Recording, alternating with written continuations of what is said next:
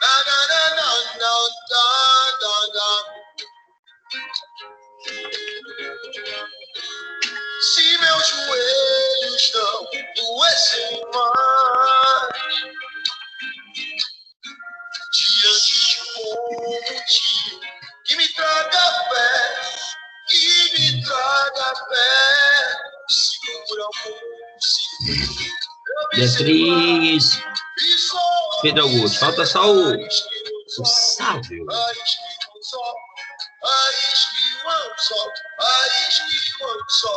Ainda assim estarei pronto para comemorar se eu me tornar menos lamento e curioso, o mais puro é dar ao medo, vai lado a lado com os corais. Bom dia, Beatriz. PR, Pedro Augusto de Souza. Valeu a pena, pescador de ilusões. Valeu a pena, pescador de ilusões. Se eu ousar cantar na superfície, Você não acordou ainda? sei que não, o livro sei que não, sei que não, sei que não, que não. Vamos lá, né? Valeu a pena, pescador de ilusões. Valeu a pena, pescador de ilusões. Valeu a pena, pescador.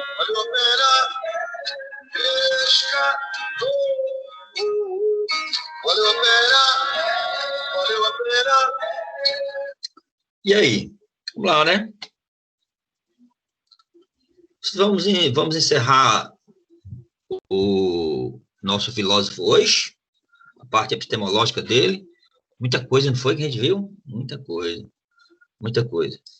E vamos ver uma parte hoje, para a gente encerrar, que ele sintetiza praticamente a ideia dele com o mito. Tá? Esse mito está escrito no livro 7 desse livro aqui, ó. Opa, tô ficando bom nisso, hein? Já tá todo. Desentortei. A República de Platão. No livro 7 desse livro, né, o livro 7, o livro 1 e 2, ele trata, a parte 1 e 2, ele trata sobre a questão da justiça, o que é justiça, que seria uma cidade ideal. Está tudo marcadinho aqui, eu acho que eu nem sei quando foi que eu escrevi isso. Faz tanto tempo, meu Deus, que... Tá, um tratado, isso aqui é um tratado para as futuras gerações, até para extraterrestres. Então, nós vamos encerrar o que é esse mito, que é muito falado. Eu não gosto de chamar de mito, porque a galera chama de mito, mas o certo seria uma alegoria, né? Porque mito se remete à fantasia, a uma ilusão, e o Platão, ele é bem racional, né? Então, através desse mito, ele vai sintetizar basicamente toda a sua teoria. Essa teoria da reminiscência, dos dois mundos, do mundo ideal. Vocês já assistiram... Levanta sua mãozinha, tá? Vocês já assistiram um filme chamado Matrix? Inclusive, está vindo 4, excelente, né? O Matrix 4, muito bacana. Não sei se vocês já assistiram esse filme. Teve o Matrix, né? Matrix Reload, Matrix... Tem vários Matrix. Vocês assistiram esse filme? Levanta sua mãozinha aí quem assistiu. Vocês não assistiram Matrix? Muito bem, Beatriz. Pedro, você assistiu Matrix, Pedro? Bom dia, Sávio. Seja bem-vindo. Pedro assistiu Matrix. Valeu, Pedrão. Sávio, você já assistiu um filme chamado Matrix? O que tem a ver Matrix com Platão, professor? Porque uma parte de Matrix, ela foi criada, não sei se vocês depois já assistiram a entrevista com os irmãos russos, né, que criaram essa Matrix. Matrix tem dois mundos, né? Tem um mundo criado pelas máquinas, que é um mundo idealizado, que o mundo deveria ser perfeito, né, através da inteligência artificial, e existe um mundo imperfeito, né? Existe um outro mundo, não é imperfeito, vamos dizer assim, fazendo uma analogia com Platão. Seria um mundo onde as coisas realmente acontecem, né? Para existir um mundo perfeito ali, você tinha que sacrificar ou passar para as pessoas uma ideia de perfeição. Aí tem o Neo, que o Neo é o salvador, né? O que vai guiar essas pessoas numa guerra violenta contra as máquinas. Aí envolve outro assunto, né? E se a gente for esticar aqui Matrix, aí nós vamos entrar na questão da tecnologia, substituindo a inteligência artificial substituindo a racionalidade humana. Ali você tem vários panos para as mangas. Envolve Kung Fu, envolve uma série de teorias de conhecimento, né? O impacto da tecnologia na vida do ser humano, né? A tecnologia ela toma de conta, cria o seu mundo, utiliza os humanos como bateria, como energia, e por aí vai. Mas, assim, é um bom modo de exemplificar o mito da caverna, ou a alegoria da caverna de Platão. Será que esse mundo que nós vivemos é real? A Matrix ele começa assim, né? Não sei se vocês lembram, eu já mostrei um videozinho para vocês. Ou as pessoas querem, ou alguma coisa, sei lá quem, quer que a gente perceba que essa é uma verdade.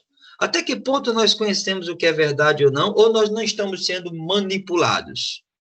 E como saber se estamos manipulados? Vocês sabem que na vida da gente, de vez em quando, aparece alguém para manipular. Desde a nossa infância, nós aprendemos o que é o certo, o que é errado, dentro de uma cultura, né, que se diz a certa. E o tempo todo colocam aquilo na nossa cabeça. Ou vão colocando essas coisas na cabeça da gente. O que é a verdade em si? Platão vai dizer que, muitas vezes, nesse mundo aqui, o que nós vivenciamos nada mais é, ou seja, mais são do que aparências.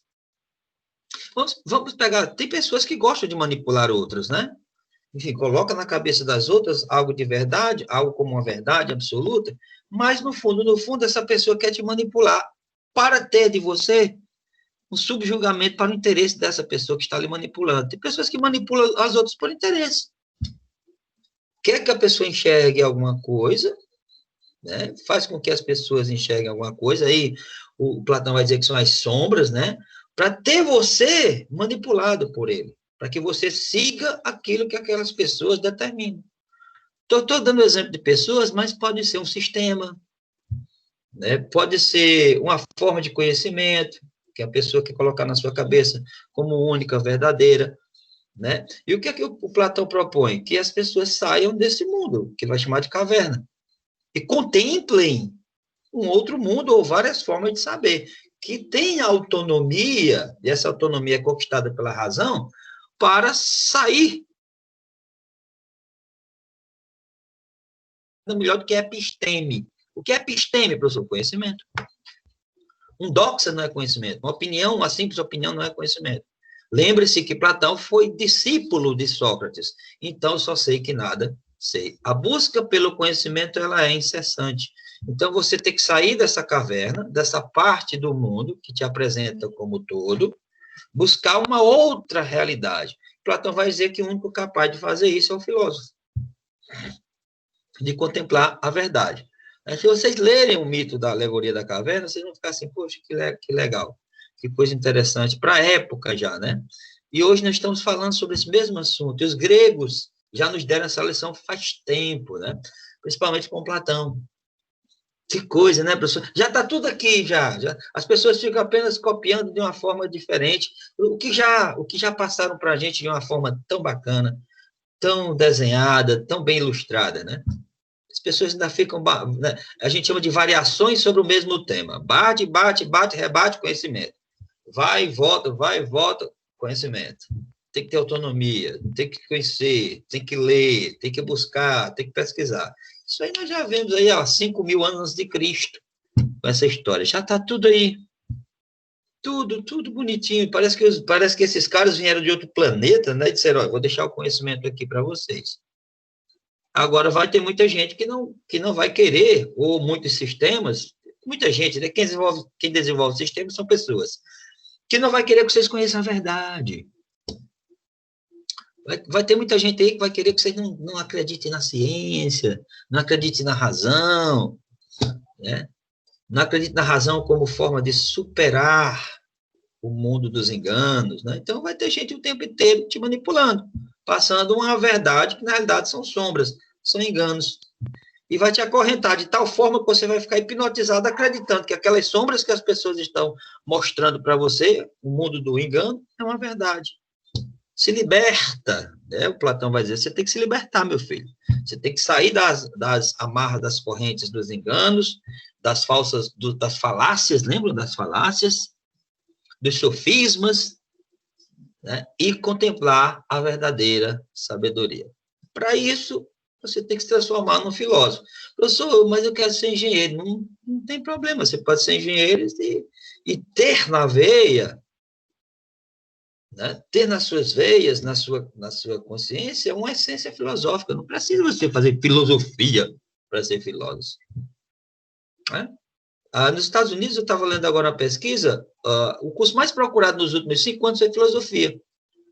Tá? Depois que o cara se forma na área que ele quer, ele vai procurar filosofia para quê, professor? Para ter uma visão diferente do mundo, para conhecer outras realidades, para conhecer outras teorias, até médicos, engenheiros, advogados, tudo procurando o curso de filosofia. Vocês entrarem agora na internet, está bombando o curso de filosofia. Essa crise foi até boa, né? Se as pessoas buscarem na filosofia uma forma de amenizar muitas vezes essa angústia que nós estamos passando. E a filosofia, ela traz. Se você pegar a filosofia helenística, que nós vamos estudar, beleza, a tranquilidade só. Falar em filosofia helenística, eu tenho até que cobrar um livro. 4 livros de uma professora, amiga nossa, que pediu para ler o Sêneca, A Tranquilidade da Alma, né? Olha que coisa bacana, como tranquilizar sua alma, suas perturbações, né? E essa professora ainda não me devolveu. Vou indicar um livro para vocês aqui, ó, livro de R$5. Cidadania e Política Ambiental. Essa mulher que você encontra, que eu vi assim, de Ruma, de Lama, no shopping da Pirangaba. Ou Parangaba, brincadeira, viu, pessoal? Tá gravando aí. Só tem elite lá, né? Então, vamos lá? Vamos conhecer um pouco sobre o mito da caverna de Platão, para a gente encerrar Platão, e na próxima aula, a gente já entrar no seu discípulo. Conversar um pouco sobre o seu discípulo, que... Eu tirei o óculos, não estou entendendo. Melhorou. Que é o Aristóteles. Né? O Aristóteles vai ser discípulo de Platão e vai discordar em muita coisa do seu mestre. Tá bom? Vamos lá? Qual é o nome de quê, Beatriz? É do livro? É esse aqui, ó, Cidadania e Política Ambiental. Está em voga hoje nessa questão ambiental. Cidadania e Política Ambiental. Eu vou falar um pouco hoje na live, tá? Nós vamos ter uma live hoje, aí o professor Hélio. O Hélio vai falar um pouco sobre as questões ambientais no Brasil e eu irei falar sobre ética, né? Ética relacionada às questões ambientais. Um pouco, algo básico, né? Vamos lá? Vou compartilhar a tela aqui para vocês. Vou mostrar um videozinho muito bacana relacionando o mito da caverna de Platão com Matrix, tá? Ok, jovenzinhos? Então, a alegoria da caverna, aí sim. Por que você está chamando de mito, né, professor? A alegoria da caverna, ela permite muitas interpretações, tá? Ela permite uma abordagem existencial, ou seja, você pensar, realmente, será que eu estou no caminho certo? Será que eu preciso conhecer mais as coisas? Né? E essa abordagem existencial, ela é uma questão que diz o seguinte, conhece-te a ti mesmo primeiro, né? Será que você se conhece para a partir daí conhecer o mundo de uma forma diferente? A partir do momento em que você diz assim, eu tenho que me conhecer, a célebre frase do Sócrates, não é? Conhece-te a ti mesmo. Para conhecer o mundo, para conhecer uma outra realidade, você tem que se conhecer, porque senão você vai interferir na outra realidade. Né? Tem uma abordagem existencial, tem uma dualidade, ou seja, um doxa, que é uma simples opinião, e episteme, que é conhecimento, entre o mundo das ideias e esse mundo dos enganos que nós falamos, né? Enfim, vão aparecer as pessoas que são aprisionadas no mundo do engano, né? No mundo obscuro, no mundo das falsas interpretações, no mundo do doxa, das simples opiniões, é o que a gente vê muita coisa hoje, né? As pessoas opinam, quando você pede um aprofundamento, elas não sabem. Por quê? Porque só enxergam uma parte da coisa. E o aprofundamento é justamente sair da caverna. Esse cara falou um negócio, eu fiz uma pergunta socrática para ele, ele não soube aprofundar. Ele não soube aprofundar por quê? Porque o único argumento que ele tem é aquele, é uma opinião, é um doxa. Ele não tem um aprofundamento sobre o assunto. Né? Então, quando você não tem um aprofundamento sobre o assunto, Platão vai dizer que você vive aprisionado apenas numa parte da informação, numa sombra. É uma parte que você pensa que seja o todo, né? Então, vamos ver aí vamos ver como é que funciona isso, porque esses que estão aprisionados somos todos nós, né? Todos nós. Certo? Então, essa é a representação da caverna, né? Vocês podem observar aqui, ó, que existem pessoas, onde eu estou passando o mouse, ó. Vou passar o mouse aqui, ó, onde estou passando o mouse, tem pessoas sentadas, aprisionadas, só vendo a sombra projetada na parede por pessoas que querem que essas que estão acorrentadas, observem apenas as sombras, não contemplem aquela parte de cima, a realidade, que o Platão vai dizer que é a verdade. Tá? Alguns conseguem sair, né? Olha, alguns conseguem fugir. Esse conseguir fugir é o aprofundamento, é sair da opinião e ir para o verdadeiro conhecimento. É a busca da leitura, é a busca de novos horizontes, né? Enfim, é a busca do aprofundamento em determinado assunto. Senão a gente vai viver, Platão vai dizer, senão a gente vai viver no mundo das sombras, da aparência, sendo projetadas e pessoas nos enganando, ou pessoas ou sistemas nos enganando o tempo inteiro. E esse que consegue contemplar a verdadeira luz, que é a luz do sol, que é o conhecimento, e não essa luz dessa fogueira que engana as pessoas, esses que conseguem contemplar começam a enxergar uma nova realidade, tem uma nova interpretação de mundo, um verdadeiro conhecimento. Tá? Então, assim, muitas vezes, não é questão assim de discutir quem tem razão, mas muitas vezes emitimos apenas opiniões, agimos, né, e vivemos sempre limitados. Às vezes nos limitamos demais à nossa concepção cultural, às vezes nos limitamos demais a ver as coisas por um ângulo preconceituoso, por exemplo, né? Vivemos apenas pela memória de um passado, não pretendemos muitas vezes, viu, meus jovenzinhos, concretizar o presente, observar o presente de uma forma menos, vamos dizer assim, menos afastada das sombras, saber entender o presente, isso é interessante, porque senão a gente fica amarrado no passado, e amarrado no passado, aí ficamos amarrados na obscuridade, tá bom? Então, vamos ver como é que Platão vê isso aí, né? Tem até não sei se vocês conhecem o autor da Turma da Mônica, né? Então, ele, As Sombras da Vida, tem uma partezinha, né, que o cara vai passando, ó, fora, e aí ele escuta alguém lá dentro da caverna, né, falando algumas coisas, e ele entra, né, para entender, fica curioso, né, e vê que as pessoas, ó, estão observando apenas algumas sombras projetadas na parede como uma verdade, né, e as pessoas, assim, dentro dos seus preconceitos, dizem, que forma mais feia, fica parado o tempo todo. Aí o cara que estava lá fora, que tem a maior interpretação do mundo, chega e diz, ei, moço, pode me dizer o que vocês estão fazendo? Que pergunta mais boba. Como se existisse outra coisa para fazer. Estamos contemplando a vida. Na realidade, não estão contemplando a vida, nem uma verdade. Estão contemplando parte dela. Um engano, né? Estão sendo enganadas o tempo inteiro. Aí o cara diz assim, que vida, só tem uma parede aí. Aí o outro diz, o que está acorrentado, aprisionado no mundo da sombra, né? Ei, você está atrapalhando. Lá vem outra. Né? E aqui faz referência, né, à sensualidade. Nesse caso aqui, nesse exemplo. Bravo, coisa linda, né? E o outro tenta dizer o seguinte, olha, isso é uma sombra, pessoal, é um engano. Vocês deviam admirar o dono dela, ou seja, o dono dessa sombra, a realidade. E o outro diz o seguinte, você que está enganado, a vida está aqui, ó. Muitas pessoas dizem que a vida está lá, está vivendo enganado, está vivendo uma parte do todo, mas aquilo para ele é uma verdade. É difícil, às vezes, viu, pessoal, a gente tirar essas pessoas desse mundo. É muito difícil. Cabeça dura, né? E tem pessoas que, infelizmente, vão viver acorrentadas e aprisionadas o resto da vida aí, nesse mundo. São as coisas acontecendo de errada na vida dela, ela dizendo, não, mas vai melhorar.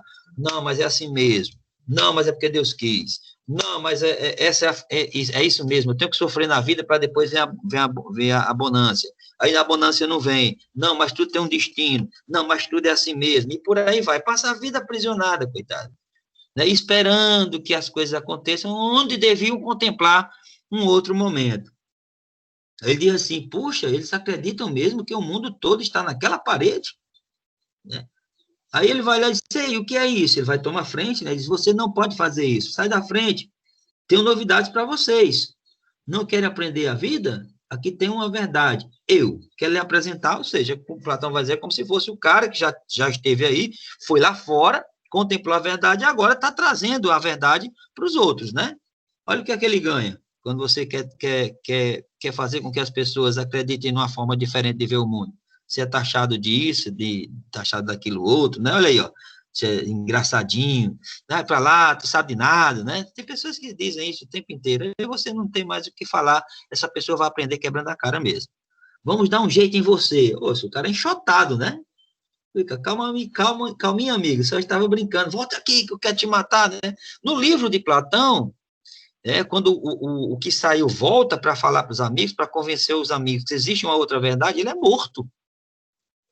Ué, você é doido? Não existe, não. A verdade é essa aqui mesmo. Não existe outra coisa, não. Nesse caso da ilustração aqui, não mataram o cara, né? Então, eles conseguem sair, ó, e conseguem ver. A verdade é tão forte, muitas vezes, né, que ela dá um choque nas pessoas. Ela dá um choque de realidade, você fica atordoado. A luz é muito forte, né? Quando você percebe uma outra realidade, você às vezes se choca muito. Mas isso é o interessante no mito de Platão, é chocar mesmo. Ah, esse clarão está nos cegando, isso é um castigo, ó, tá vendo? Isso é um castigo, não devemos ter parado de contemplar a vida, estava tão bom lá no mundo da sombra, eu estava conformado com a minha vidinha e tal, né? Enfim, e ele diz, então vocês não estão acostumados com a luz é a verdade, né? Vamos, amigos, abram os olhos devagar e aproveitem para ver tudo que existe aqui fora. Né?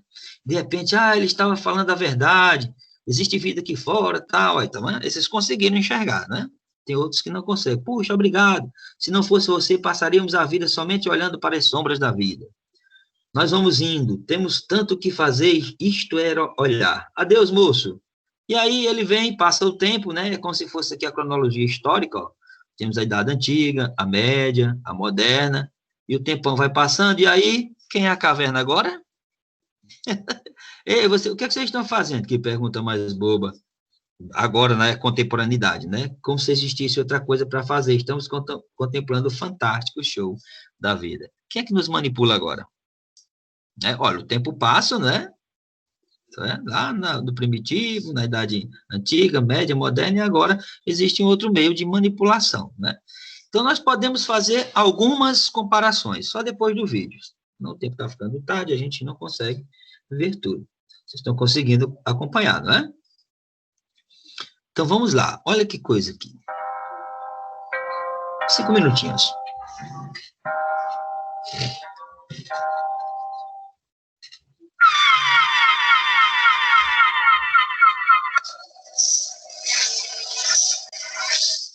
O filósofo grego Platão, há quase 2.500 anos, acreditava que o mundo que conhecemos não é o verdadeiro.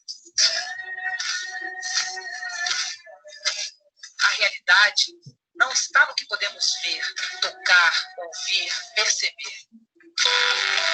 Na filosofia de Platão, existem dois mundos. O primeiro é aquele que podemos perceber ao nosso redor, aos 5 sentidos. O outro é o mundo das ideias. Tudo é perfeito e imutável. Não podemos tocá-lo. Ele não é concreto. E só o pensamento pode nos levar até lá.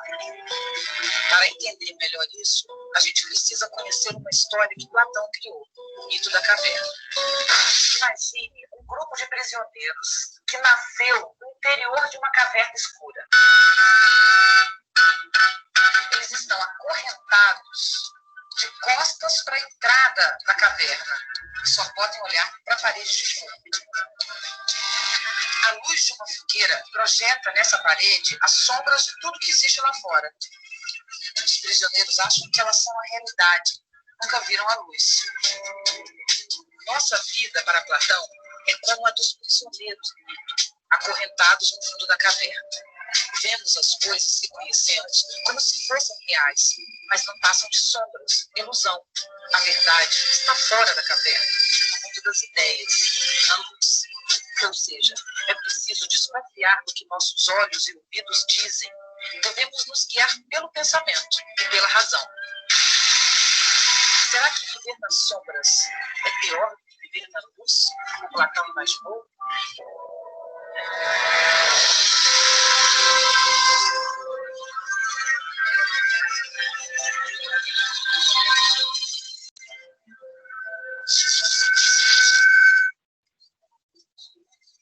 What truth? That you are a slave, Neo. Like everyone else, you were born into bondage, born into a prison that you cannot smell or taste or touch. A prison for your mind. Do you know what I'm talking about? Do you want to know what it is? It is the world that has been pulled over your eyes. This isn't real. What is real? How do you define real? If you're talking about what you can feel, what you can smell, what you can taste and see, then real is simply electrical signals interpreted by your brain. You've been living in a dream world, Neo. Welcome to the real world.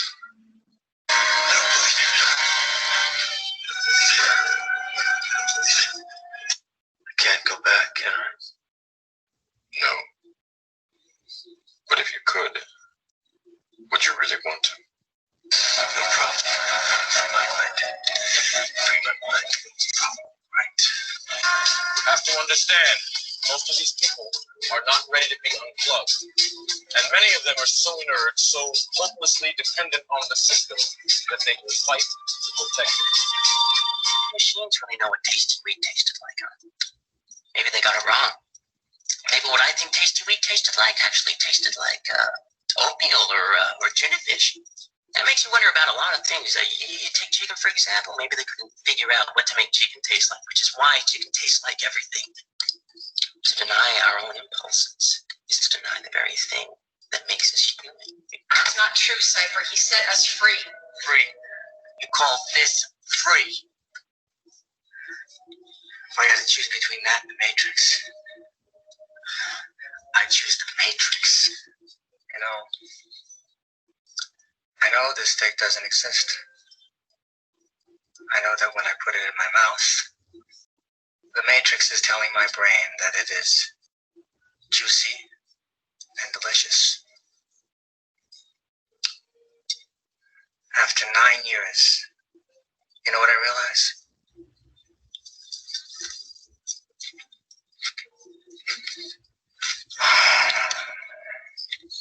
Ignorance is bliss.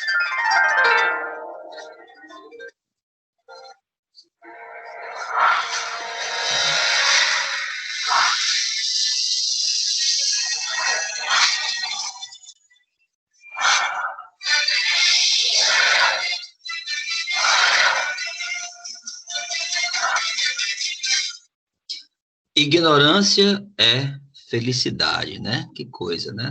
Essa última frase foi muito forte, né? Então, as pessoas, muitas vezes, vivem na ignorância, vivem na falsa felicidade.